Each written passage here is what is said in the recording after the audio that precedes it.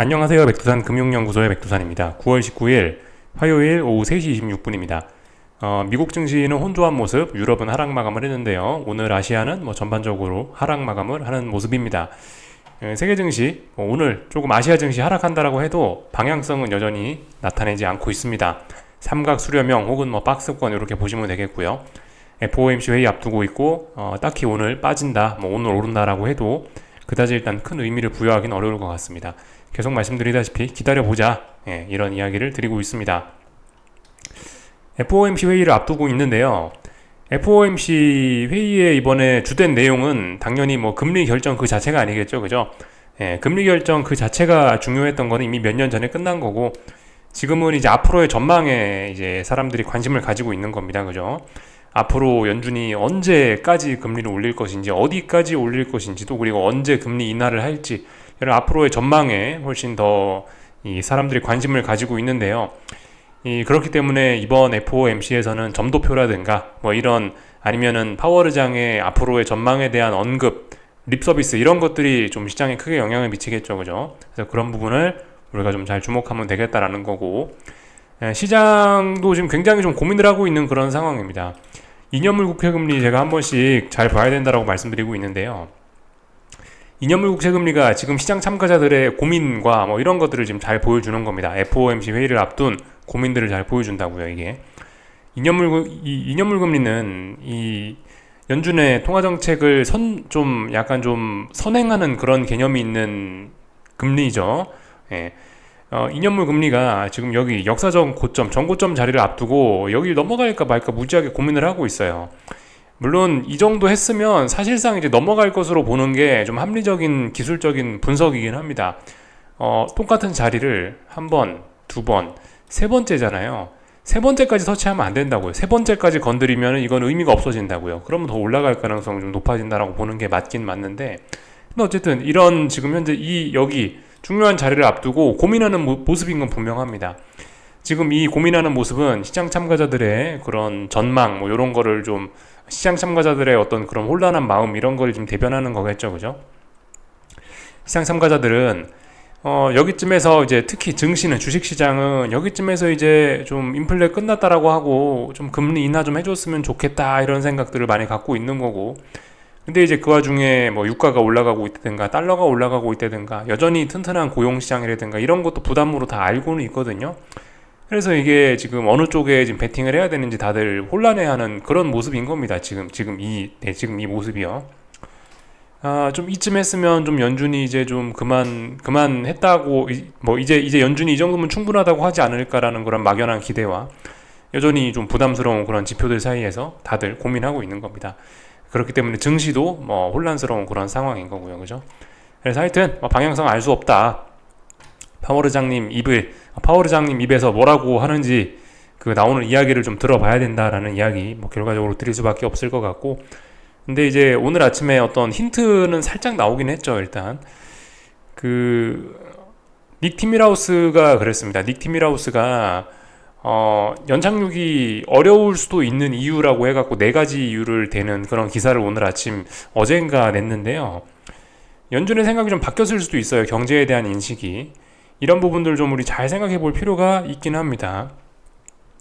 연준이 만약에 미국 경제에 대한 자신감을 지금까지 늘 보여줬는데요. 미국 경제는 언제나 좋다. 근데 그렇기 때문에 우리는 긴축을 해야 된다라는 게 연준의 어떤 이 주된 논리였죠. 지금까지 긴축을 끌고 온 주된 논리였는데요. 만약에 이제 닉 티밀하우스의 그런 기사 내용에서 봤던 것처럼 미국 경제에 대한 자신감이 여기서 없어진다면, 만약 미국 경제가 이제 앞으로 좀 둔화될 수도 있을 것 같아, 미국 경제의 자신감이 좀 안 좋아질 수도 있을 것 같아 라고 하는 이런 식으로 생각을 좀 바꾸게 된다면은 일단은 당장 시장은 좀 좋아할지도 모르겠다는 생각이 들긴 합니다. 그죠? 미국 경제의 자신감이 없어졌다. 그러면 공격적으로 금리를 올리지 않을 수도 있다라는 그런 기대감이 퍼지는 거기 때문에 이 주식시장은 단기적으로 이런 거를 일단 굉장히 좋게 받아들일 가능성도 있긴 있겠죠. 근데 어쨌든 경제에 대한 자신감이 사라진다라는 것 자체가 굉장히 좀 안 좋은 것일 수 있긴 하겠죠. 왜냐하면 이 미국 증시를 비롯한 세계 증시는 올해 상반기 내내 여기서부터 해서 상반기 내내 미국 경제에 대한 자신감으로 결과적으로 올라온 거잖아요. 뭐 긴축이고 뭐를 떠나서 뭐 물론 디스인플레이션 그런 것도 여기 반영이 돼 있지만 하여튼 미국 경제가 좋다라는 걸로 해서 이 후반부의 상승을 이끌어온 겁니다. 근데 여기서 경기에 대한 자신감이 여기서 그 경기에 대한 자신감이 좀 없어지게 된다라면 어쨌든 중장기적으로 별로 좋지는 않을 것 같다라는 생각이 들기도 해요. 하여튼 뭐 시장의 반응이 어떻게 할지는 뭐 일단 저도 잘 모르겠고, 또 그리고 뭐 연준이 뭐라고 이야기할지도 모르겠기 때문에 하여튼 일단 지켜보자. 근데 FOMC 회의를 앞두고 우리가 FOMC 회의에 대한 어떤 관전 포인트를 말씀드릴 수 있는데, 지금 제가 말씀드린 것들은 그런 관전 포인트죠, 그죠? 예, 그런 것들을 위주로 해서 FOMC 회의를 보시면 좋을 것 같다. 요 정도 말씀만 드리고 넘어가도록 하겠습니다. 오늘 밤에는 그 유로존 물가지표가 발표가 됩니다. 유로존 물가지표가 뭐 미국 증시에 직접적인 영향을 잘 미치진 못하지만 그 달러 인덱스에는 많은 영향을 미칠 수 있죠. 금리와 달러에는 많은 영향을 미칠 수 있기 때문에 하여튼 주목을 하자고요. 유로존 물가는 미국보다 좀 여전히 높은 상황이죠. 굉장히 부담스러운 그런 거기 때문에 일단 하여튼 지켜보자고요. 어떻게 나올지. 뭐 나머지는 특별한 거 없는 것 같습니다. 이번 주는요. 일단 요까지 보시면 될 것 같고, 내일 중국의 그 LPR 금리 결정이 있네요. 뭐 이런 거 정도 참고적으로 알아놓으시면 되겠습니다.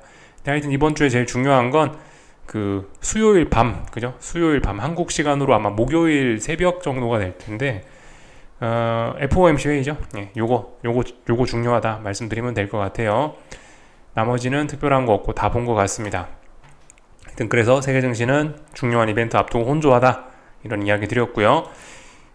잠시 후에 유럽과 미국 증시 시작 예정인데, 유럽 증시는 일단 하락 출발 예정이네요. 그죠? 별로 분위기가 좋지는 않습니다. 근데 지금 이런 것들은 별 의미가 없고, 일단 잠시 후에 그 유로존 물가지표 발표하고 뭐 그러니까 지켜보자고요. 아직까지 제가 유로존이 여기서 좀 더 빠져봐야 박스권입니다. 그죠?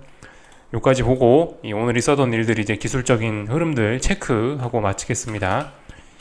중국 증시부터 좀 잠깐 보자면은, 중국 증시는 일단 하방 경직성을 보여주고 있습니다. 저점이 좀씩 낮아지고 있긴 합니다만 그래도 안 빠지고 있죠. 어딘가에 붕괴시키지는 않고 있어요. 그렇기 때문에 여기 어딘가에서 하방 경직성을 보이고 있다는 걸 우리가 알 수 있습니다. 근데 아직까지 이런 삼각 수렴형이죠. 그죠? 중요한 이벤트를 앞둔 삼각 수렴형이다. 어떻게 될지 알 수가 없습니다. 근데 여기서 성공적으로 중국 증시가 이렇게 위쪽으로 방향을 잡게 되면 여기가 단기 바닥이 아니고 이제 중기 바닥이 될 수 있겠죠. 중요한 바닥이 되고, 여기 또다시 쌍바닥이 이렇게 만들어지면서 추세 전환을 시도할 수 있는 좋은 밑바탕이 될 수도 있습니다. 여기서 방향이 위쪽으로 올라갈 경우에는요. 아직 방향성은 나온 게 아니죠. 위안화는 오늘도 보시면 약세 흐름 나타내면서 하방 경직성을 또 어쨌든 뭐 확인을 했습니다. 여기 바닥 하나, 여기 바닥 하나, 쌍바닥 요렇게 나오는 모습이고요. 하지만 박스권이다. 예. 근데 이 중국 위안화는 지금 보시면 결과적으로 여기 이 전고점 자리, 여기 매물을 소화하고 있는 그런 과정으로 보이기 때문에 일단 이런 흐름 자체가 일단 별로 안 좋은 겁니다. 그죠? 여기서 빨리빨리 죽어야 좋은 거죠. 근데 계속해서 올라가려고 한다, 안 죽는다라는 게 일단 굉장히 중요한 점이라고 볼 수가 있겠습니다. 그리고 뭐 일본 증시 좀 잠깐 볼까 하는데, 일본 증시는 이런 모습이죠. 예. 어제 참 휴장이었는데 제가 참 잘못 알고 말을 좀 잘못했습니다. 하여튼 그 어젠 쉬었고, 오늘은 이제 그 중요한 저항 앞두고 오버슈팅 했던 거에 대한 그런 피로감 소화하고 있습니다. 아직은 뭐 이렇게 꺾인다라고 이야기할 수는 없는 거고, 아직은 이 상승 중 눌립니다. 요 정도로 딱 볼 수가 있겠습니다. 이 정도까지만 보면은 딱 될 것 같아요. 근데 얘도 아직 뭐 방향성은 알 수 없는 거죠. 그죠? 전반적으로 박스권인 거고 더 올라가려고 하는 겁니다. 그죠? 여기까지 보면은 되고, 일본 엔화는 약세 흐름 계속 이어가려고 하고 있습니다. 오늘 이런 모습 보였죠? 뭐 사실상 이제 레벨업 할 거다라고 이렇게 그런 의지를 잘 보여주고 있습니다. 근데 얘도 중요한 자리에 와 있죠. 그죠? 엔화 약세 계속 어쨌든 지속될 모양입니다. 물론 조금 더 수월하게 올라갈 수 있는 구간이 있어요. 저항이 여기 있고 저항이 여기 있기 때문에 구체적으로는 일단 엔화 약세 진행될 가능성이 높긴 높습니다. 여기까지 보면 되고요. 유럽 증시, 그죠? 말씀드렸다시피 독일 증시 박스권이라고요. 그죠? 예, 삼각 수렴형이거나 혹은 뭐 박스권이거나 하여튼 답답한 구간 안에 와 있다. 이 정도로 볼 수가 있겠습니다. 오늘 조금 빠진다고 해도 중요한 지지선 붕괴시키지 않으면 의미가 없는 거겠죠. 다 봤습니다.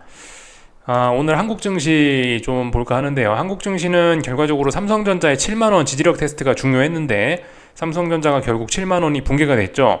그러면은 어떻게 됩니까? 하락에 대한 목표치는 여기 아래까지 장대 양봉의 시가까지 열린 겁니다.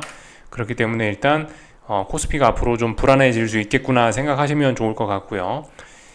그리고 오늘 7만원을 붕괴시킴으로 인해서 이제 또 어떤 그림이 나오게 됐냐면 여기 이렇게 해서 또 단기적으로 쌍고점이 만들어지게 됐구나라는 이야기도 할 수 있게 됐습니다.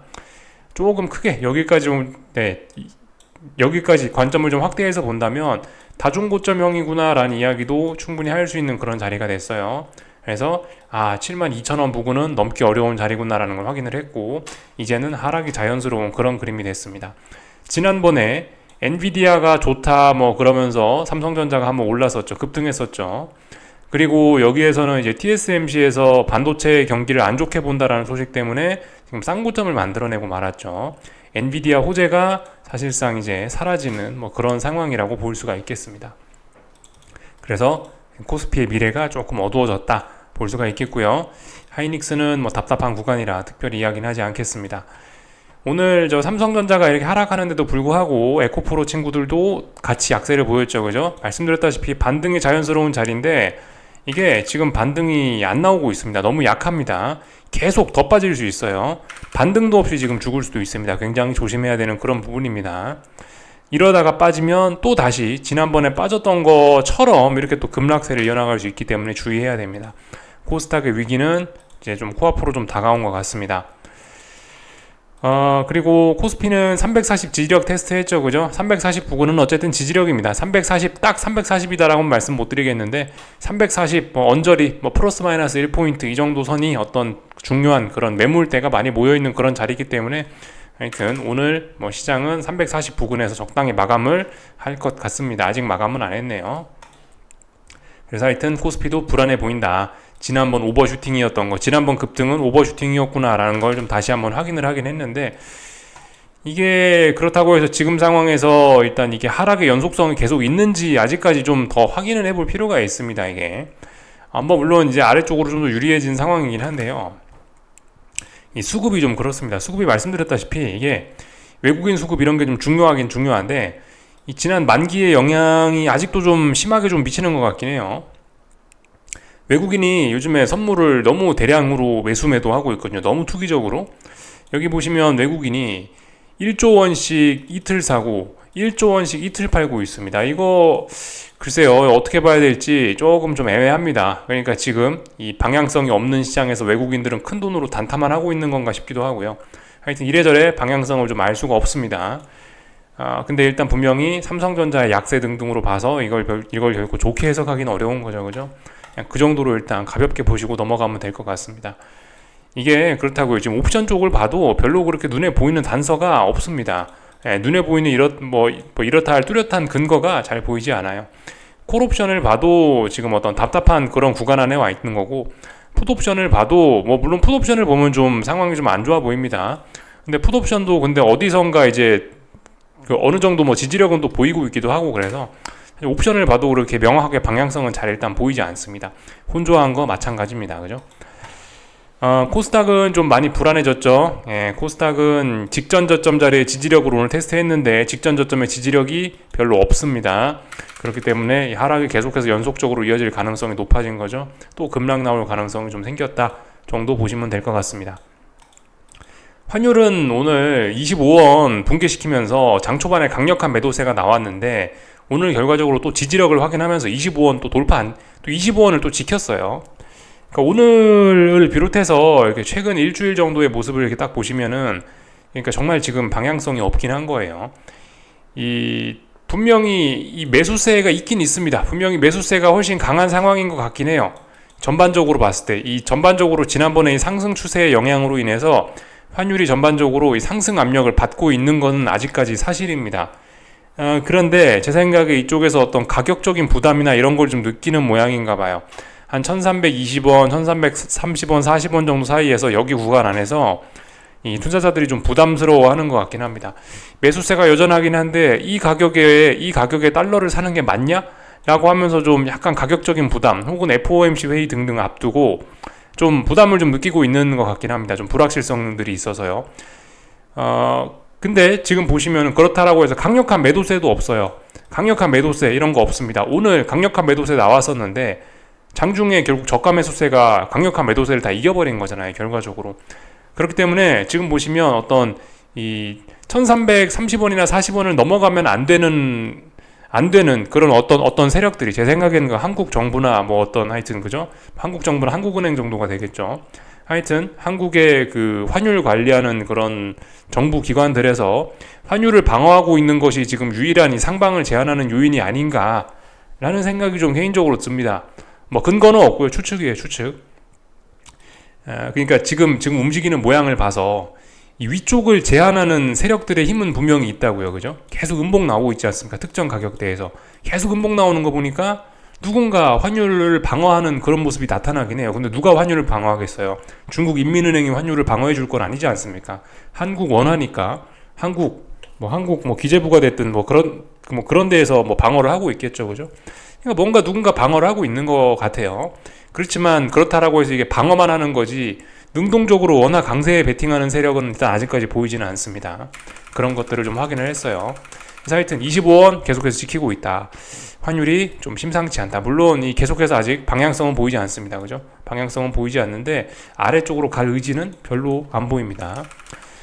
이 정도 좀 보시면 될 것 같아요. 그래서 지금 애매한 상황 이어지고 있는 거죠. 근데 이 애매한 상황 속에서 우리는 그 어떤 그 힘의 움직임, 뭐 어떤 그런 힘의 차이를 미묘하게 느낄 수 있는 겁니다. 그죠? 여기까지 보면 될 것 같아요. 쭉 이야기 드렸고요.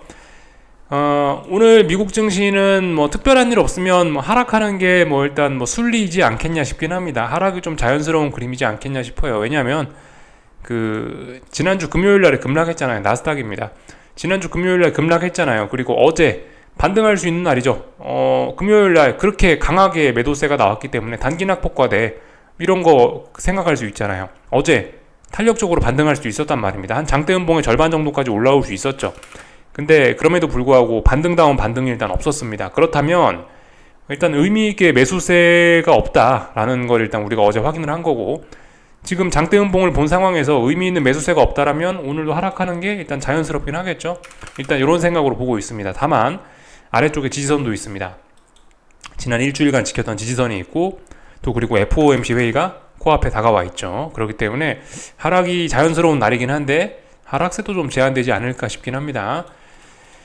일단 그 애플을 봐도 그렇잖아요. 애플이 중요하지 않습니까? 결과적으로 나스닥이나 미국 증시에 애플이 어제 급등을, 어제 좀 반등을 해주면서 당장 빠질 의지가 없다는 것을 또 확인을 하기도 했어요. 그래서 일단 미국 증시의 방향성도, 일단 미국 증시 지수 자체는 하락하는 게 좀 자연스러울 것 같긴 한데 움직임은 제한될 수밖에 없을 것 같은 그런 상황입니다. 그래서 뭐 특별히 다른 건 뭐 드릴 이야기가 없네요. 이 정도 상황입니다. FOMC 회의 앞두고 뭐 제가 무슨 뭐 자신 있는 이야기를 하겠어요. 그죠? 지켜볼 뿐이고요. 하여튼 오늘 밤에 제 생각에 뭐 주식시장보다 더 중요한 건 유가가 아닌가 싶어요. 유가 아침에 말씀드렸죠. 91달러, 92달러 여기 직전 고점, 여기 이 자리에 저항 테스트가 본격적으로 시작되고 있다. 오늘 큰 폭의 갭상승 출발을 했는데 이거 유가 상승이 좀 둔화될 수 있을지 모른다. 앞으로 유가 상승이 둔화될 수 있을 거라는 그런 신호일지도 모르겠다. 오버슈팅일 수 있다. 이런 이야기 드려봤거든요. 그런 관점에서 시장 보시는 것도 나쁘지 않을 것 같습니다. 하여튼 금리와 뭐 달러 이런 것들 뭐 말 안 해도 당연히 매일매일 잘 보셔야 되는 그런 부분이겠고요. 그래서 뭐 여기까지 하겠습니다. 궁금한 거 리플 남겨주시고요. 내일 아침에 뵙도록 하겠습니다. 여기서 마치겠습니다.